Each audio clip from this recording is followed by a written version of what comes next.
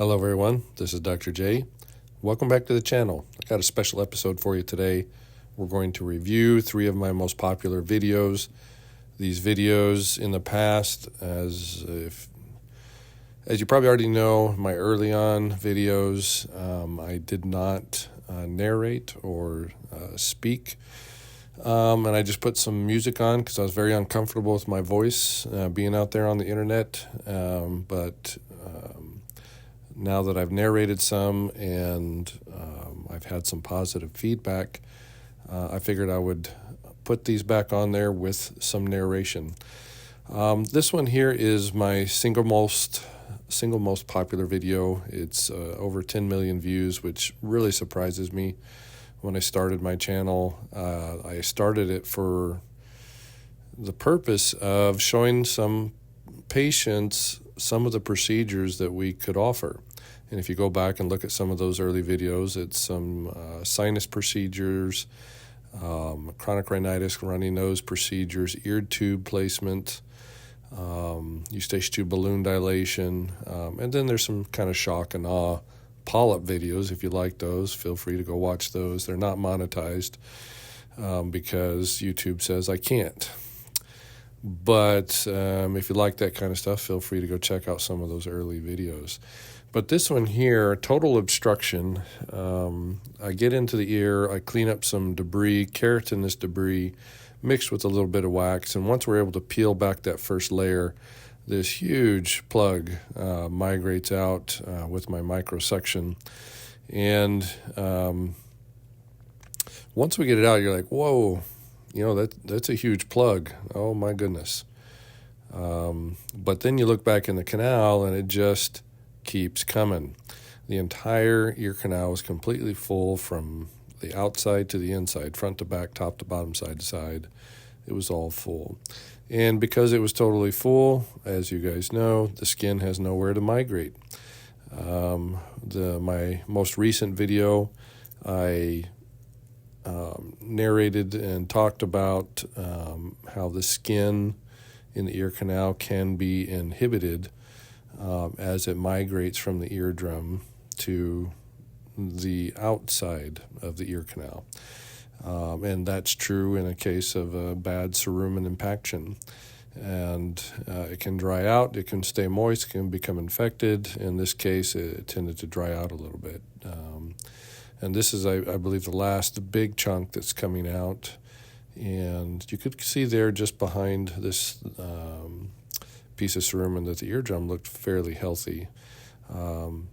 This little fragment is just starting to dry out a little bit and fractures and breaks in two. We get the second part here. If those pesky little hairs will just get out of the way for a moment. And as we go back in the canal, a little bit of flakies here and there, not a big problem. You put them on some drops, and then that'll start to maintain itself with a little bit of proper maintenance. That should prevent them from having that problem again. This one I called my earwax removal struggle, and I quite literal with the title. I really struggled with this ear, and what you see here is a circular ear speculum so that we can look into the ear with a microscope. The speculums help to hold the anatomy out of the way so the externally based microscope can view inside the ear canal. And as ENTs, we use microscopes almost exclusively for ear surgery, middle ear surgery, and the such. And a lot of times we use 2 instruments. So one in one hand, one in the other, and the speculum helps to allows us to be able to see inside with binocular vision and heavy magnification.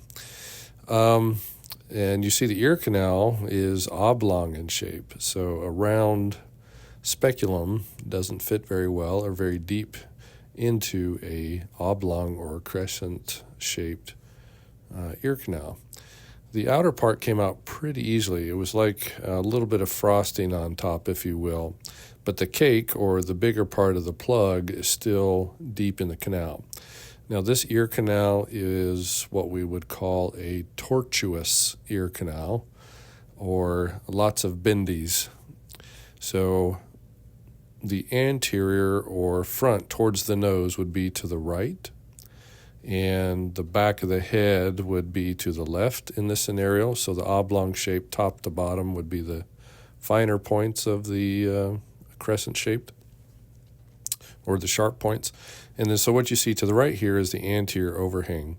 So the temporomandibular joint, or the jaw joint, sits right in front of the ear canal, and the back wall of that joint, or the socket of the TMJ, is the front wall of the ear canal.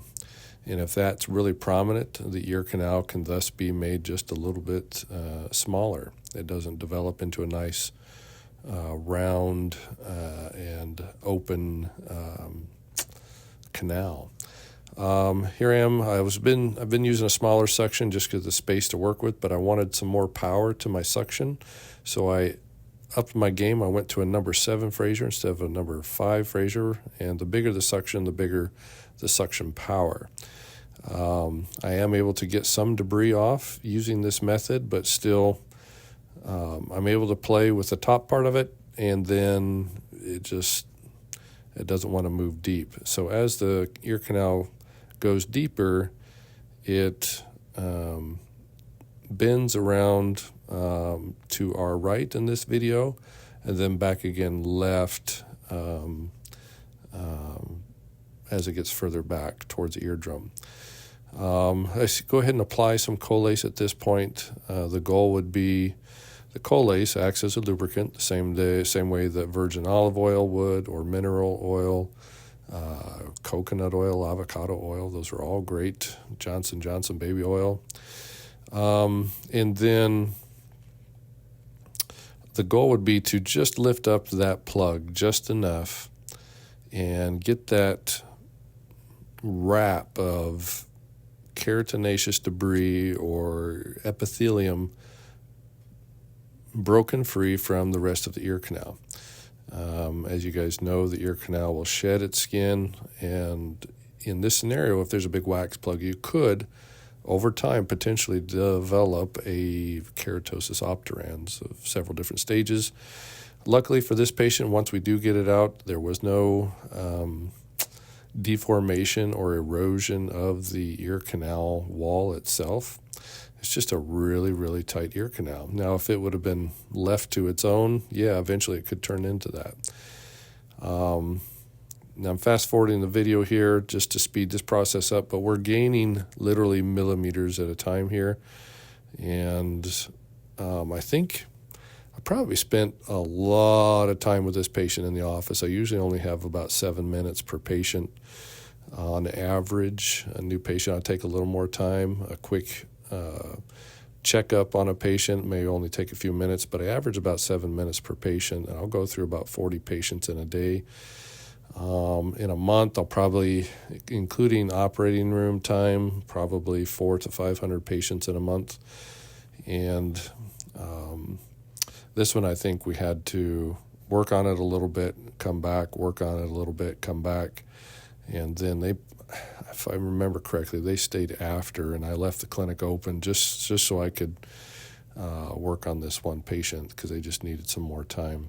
The other option to make it faster and quicker and more comfortable would be to take them to the operating room, which as a surgeon, I have that option available to me. Sometimes that's the only option. The only way you're going to get it cleaned out is in an operating room under general anesthesia with them asleep. Here I am with the alligator forceps, and I am able to get a little bit of a purchase, but once I do, it just breaks off. And trying not to get frustrated and make an aggressive move here that might hurt the patient. If it just get it to move just a little bit, that would be so helpful.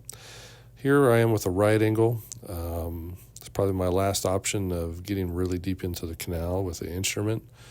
And we were able to free up the bottom part of the ear canal. And once we do that, then that Colace, then there's still some residual Colace in there. That gets in there, and then it's able to allow it to be more mobile. And alligator, again, is just breaking off some pieces.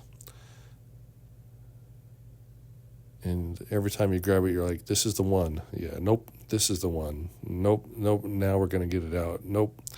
So we go back in with suction. I'm using the bigger suction again, the number 7 Fraser. And I think it's on this one where we actually start to get some decent movement through the ear canal. And remember, this plug has been there a long time. It's taken the shape of this tortuous or crooked, not straight ear canal.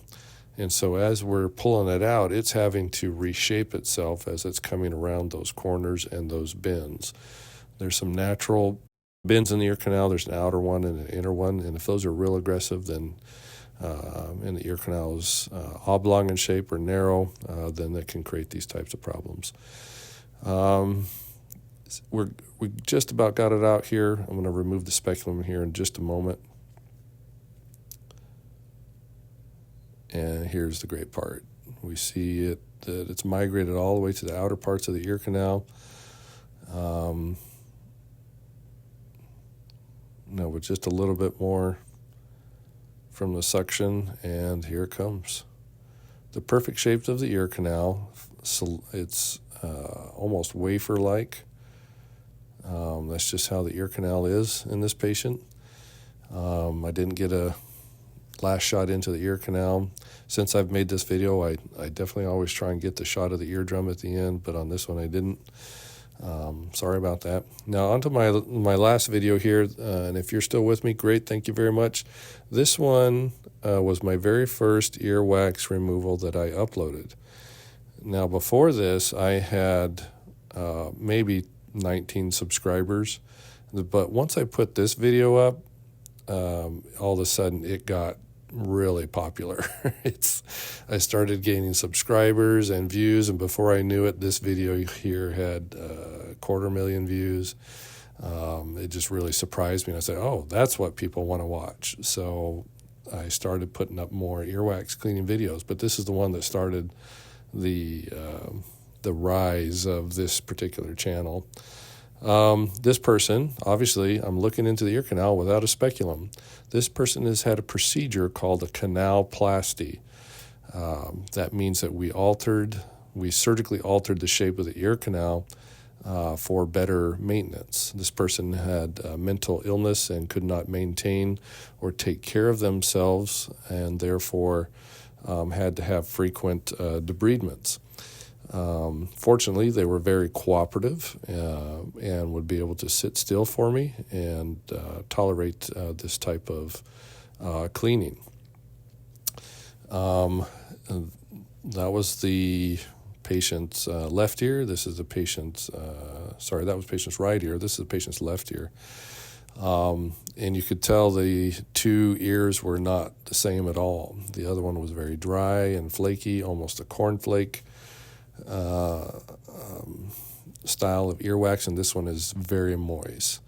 It's borderline infectious, but more so it's just super, super moist wax with some very heavy skin, and it's requiring a peel to be able to get it all out. More than likely, believe this patient they took a shower that morning, and when you do a canalplasty, you can get a lot of water in the ears, and that's probably what made this so moist on this side. But they needed the help. So using the Fraser suction again, we're just going in, peeling off what we can, and as I review this, I'm kind of critiquing myself and how I'm doing it and how much I do. And I agree, I think I could have done a better job on this. Again, this was 5 years ago. But listening to you guys commenting on my videos, as well as me just self-critiquing myself as a provider, as a surgeon, I rely much more on definitive earwax removal interventions versus partial and giving them time to heal on their own. So on this one, I do think I did leave some behind, but trust me, I always make follow-up appointments so that if they have any issues further, we can take care of them. And thanks for watching those with me, and hope you enjoyed them. Thank you very much for your time, and we'll see you on the next video.